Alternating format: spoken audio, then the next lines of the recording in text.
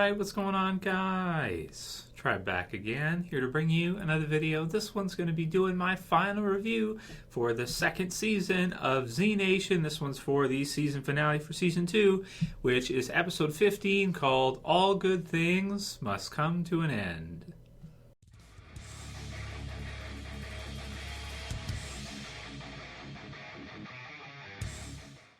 Alright, so spoiler warning if any of you guys have not seen the season finale for season 2 of Z Nation. So I definitely want to do my review for this one. Did my reviews, for a good portion of the first season. The second season, I started off doing the reviews, and then about halfway through I stopped.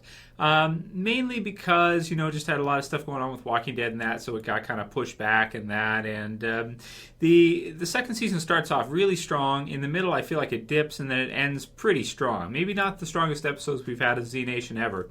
I think season 1's finale was quite a bit better with the last few episodes, but and the beginning also of season 2 being better.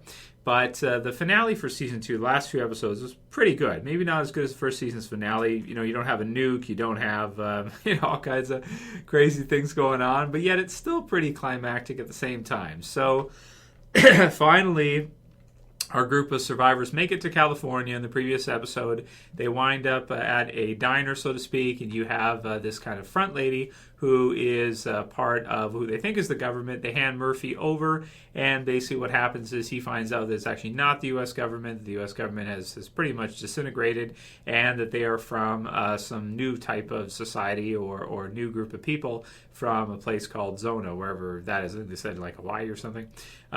So a new group. So quickly, Murphy, on a submarine, he decides to basically jump ship, abandon ship. He bites some of the people there, some of the important people, and he quickly takes over, and then the ship starts to sink, and he gets the hell out of there without 10K, who's, of course, one of our biggest characters in the show. So with regards to him, not sure if he's going to survive or not. I don't think you can write him off as dead just yet, because, of course, we had El Scorpion come back. But, even though he should have been dead, obviously. So we know Z Nation, sometimes it takes liberties with stuff, and they have fun with it, but there are times when you can't take it 100% seriously. So we'll see what happens with that. I don't think you can make a prediction one way or another, whether he's dead or alive, because they could make it a big death for the season 2 finale. But at the same time, if you didn't see it on camera, he's probably still alive, so I could see him being alive. I'd probably lean more towards that. So Murphy's heading back, and we basically see some kind of other military come in, who I'm not sure exactly who it is. I looked at it a few times. The flag is or at least their shoulder pieces here have a red flag with a white star, which I looked it up online, and I believe that's for Burma. So that's something. They look Asian of some descent, but the flag doesn't look Japanese to me, or Chinese, or Korean, either north or south.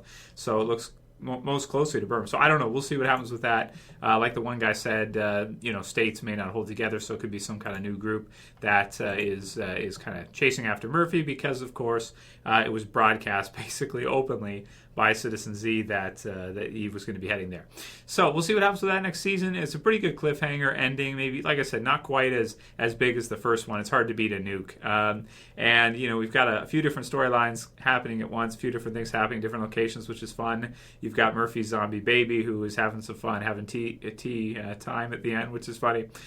Citizen Z, who knows what's going to happen with him? He's decided to abandon ship and leave the place, and heads out on his own with his dog, carrying his stuff. But it looks like he's not going to make it. It looks like he's freezing, basically. So we'll see what happens with him. Would they kill him off? I wouldn't think so, but it's going to be interesting to see if he can kind of meet up with the rest of our survivors and somehow find his way into the story. That'd be cool to see him with kind of the regular survivor group, I think. Would be really cool to see. Because if they don't do that, what point would he serve at this time now? That's a tough call if he doesn't. So he kind of has to, I think, if they're going to have the show go on for a few more seasons. We know season 3 has been confirmed, so that's good. It's not going to get left at a cliffhanger like this, even though the episode's called All Good Things Must Come to an End.